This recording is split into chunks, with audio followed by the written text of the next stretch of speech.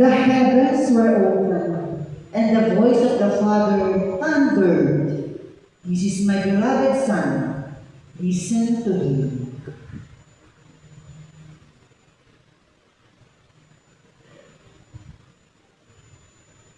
The Lord be with you. And with your spirit. A reading from the Holy Gospel according to Saint Matthew. Jesus came from Galilee to John at the Jordan to be baptized by him. John tried to prevent him, saying, "I need to be baptized by you, and yet you are coming to me."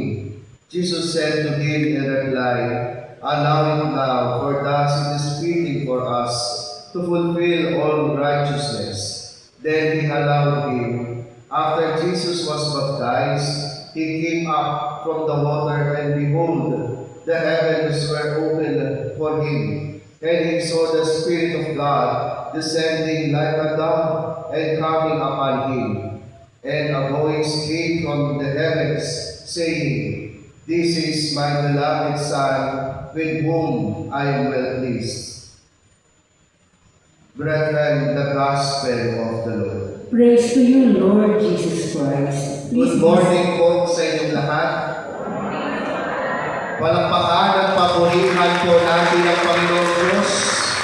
Pasalamatan natin siya sa biyaya ng buhay ang lakas ngayong linong ito at muli natin hilingin sa Diyos na patnubayan po ang ating buhay, mga pamilya, sa mga susunod pong mga araw. Mga minamahal ko mga kapatid, ang Biblia itinuturo sa atin na ang pintuan ng lahat ng mga sakramento. Hindi ka pwedeng mag-first communion, hindi ka pwedeng makumpilan, hindi ka pwedeng ikasal, hindi ka pwedeng tumanggap ng sakramento ng pangungumpisal, hindi ka pwedeng maging pari na hindi ka muna binibinyagan. So it opened the sacrament of baptism, open all the other sacraments available for us.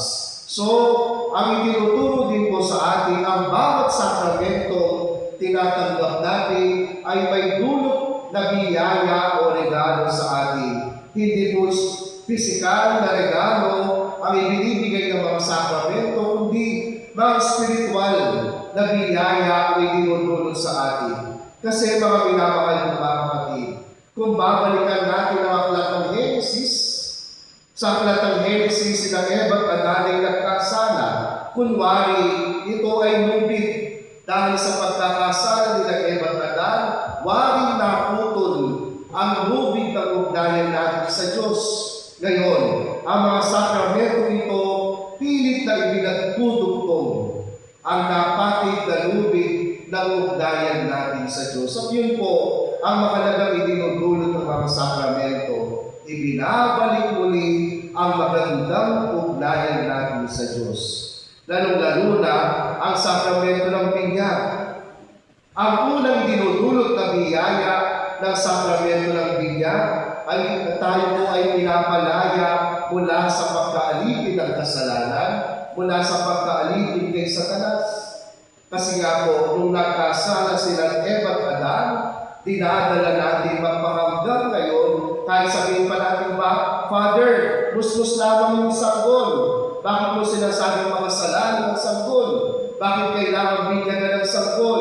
Kasi nga po, itinuturo ng ating pananampalataya yung consequence ng ginawa ni Eva at Adan, dala-dala ng bawat isa sa atin. At upang mapalaya tayo, mahugas ang manang kasalanan na sinasabi, kailangan po natin pagdaanan ang binyag. Pagkalaya mula sa pagkaalipin ng kasalanan mula kay Satanas. Pangalawa, ang binyag, tayo po ay tinuturing na mga anak ng Diyos. Hindi po natural na mga anak ng Diyos, ginagamit po yung term na adoption. Tayo po ay mga anak ng Diyos sa pamamagitan ng binyag. Tayo inampon ng Diyos.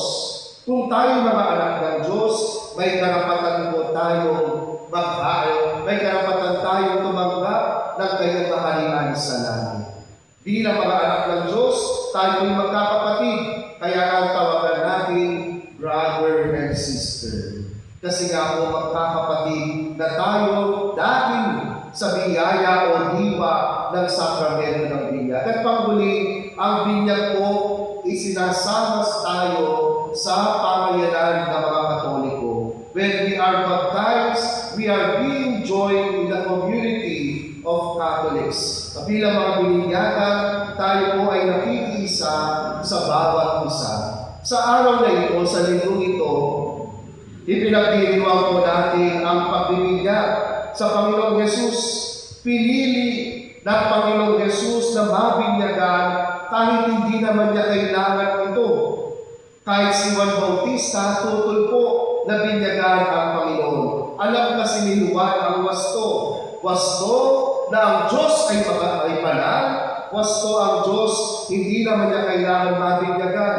Si Jesus dapat ang magbinyag kay Juan, pero si Jesus ang tumanggap ng binyag. Ang binyag po kasi ni Juan ay panawagan ng pagsisisi. Hindi naman kailangan magsisi ni Jesus sapagkat siya'y Diyos, sapagkat siya'y banal. Pinili ni Jesus na mabinyagan mga minamahal na mga kapatid upang yakapin ang bawat isa sa atin. Napakaganda po. Hindi lamang nagtatawang tao, hindi lamang naging tao ang Diyos, kundi pinagdaanan din niya ang pinagdadaanan ng bawat makasalanan sa atin. Sa kanyang pagkabinyag, ang Panginoong Yesus ay naging bahagi ng mga makasalanan. Hindi dahil makasalanan siya, kundi nakikiisa, nakikibahagi sa atin ang Panginoong Yesus. Sa kabilang banda, sa ating pagkabinyag, mga minamahal ng mga kapatid, tayo po ay nagiging bahagi ng komunidad. Tayo po tumatanggap ng mga pribilehiyong sinabi ko kanina. Pribilehiyong maging anak ng Diyos, pribilehiyong mawaksi o mapalaya sa mga kasalanan, pribilehiyong makasama sa pananampalatayang ating isinasabuhay. So, hindi lamang po yun ang panawagan sa atin. Hindi lamang ang mga pribilehiyo sapagkat ang binyag na ating tinatanggap may kaakibat pong responsibilidad. Hindi lamang basta-basta kabiluhusan ng tubig ni Father. Hindi lamang ikaw sa pangalang Katoliko dapat isinasabuhay ang pagiging Katoliko. Sinasabi ng CCC o ng Catholic Catechist ng ating pananampalataya, mga bilang mga bininyagan, una sa lahat, dapat tayong sumasamba at nagpupuri sa Diyos. Ibig sabihin, dapat nagdarasal tayo, dapat nagsisimba tayo, hindi lang dahil tungkulin natin, kundi nararamdaman natin yung pagmamahal sa Diyos, kundi nararamdaman natin yung utang na loob sa Diyos, kaya bumabalik tayo ng simbahan. Kaya tayo nagsisimba ng linggo kasi nagpapasalamat tayo sa Diyos na kung wala ang biyaya ng Diyos, wala tayong hininga, kinabukasan. Kaya nga, tungkulin ng bawat bininyagan, una sa lahat, na sambahin niya ang kanyang Diyos. Hindi ng iba't ibang Diyos ng mundong ito. Father, may party po kami. Father, birthday ni ganyan. Ang daming schedule ng misa ng ating simbahan. May anticipated mass pa. So, balakin natin ang ating schedule. Kung alam mo, Sunday, may pupunta ang okasyon, Sabado pa lamang, anticipated Sunday Mass, pwede mo lang gampanan ang iyong tungkulin. Number 1, sambahin at purihin ang Diyos. Pangalawa, bilang bininyagan, tungkulin po natin ipahayag ang mabuting balita. Kung ano ang ginawa ng mga apostol, dapat ganun din ang ginagawa natin. Hindi po kailangan mag-mission pa tayo. Ang ibig sabihin, ang responsibilidad na meron tayo, pagiging nanay, tatay, mga anak, naglilingkod sa bayan, sa barangay, naglilingkod sa parokya at simbahan, kapag ginagawa natin ang tama, nagiging mabuting ehemplo tayo, nagtuturo tayo ng tama sa mga nasa ilalim ng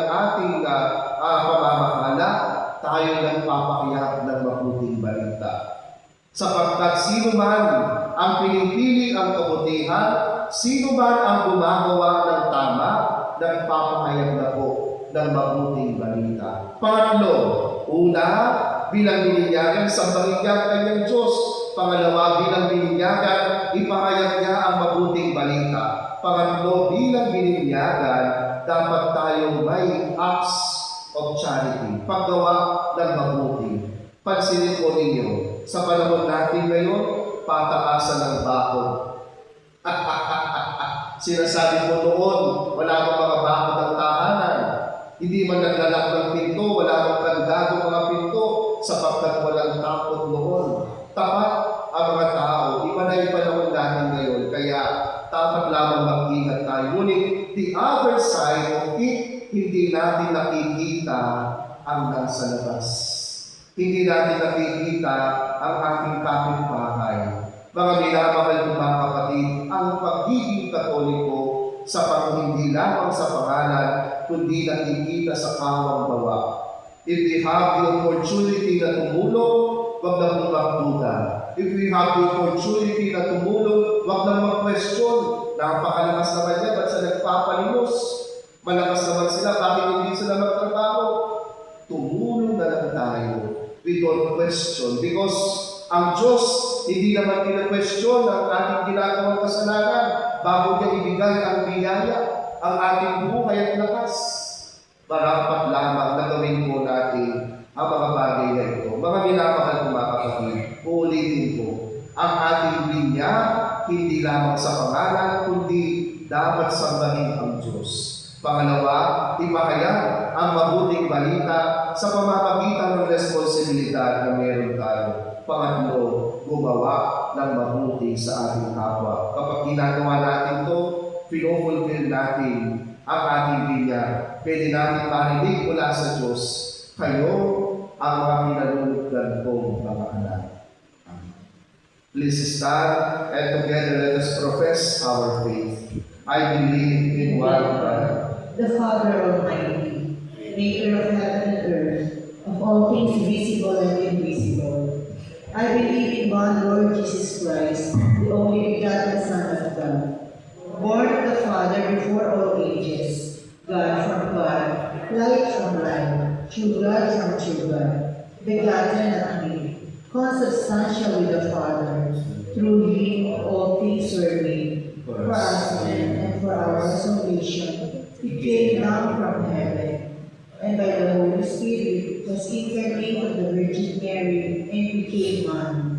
For our sake he was crucified under Pontius Pilate. He suffered death and was buried, and rose again on the third day in accordance with the Scriptures. He ascended into heaven and is seated at the right hand of the Father.